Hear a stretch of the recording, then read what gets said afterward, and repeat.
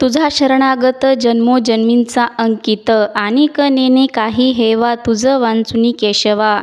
हिंची माझे गाणे तुझे नाम संकीर्तन, तुझ्या नामाची भूषणे तुका म्हणे ल्यालो लेणे। हे देवा, मी तुला शरण आलेलो आहे, जन्मोजन्मीचा मी तुझा अंकित दास आहे। हे केशवा, तुझ्याशिवाय आणखी कशाचीही हाव माझ्या मनात नाही। हे देवा पांडुरंगा, माझ्या मनात फक्त तुझ्या भक्तीचीच हाव आहे।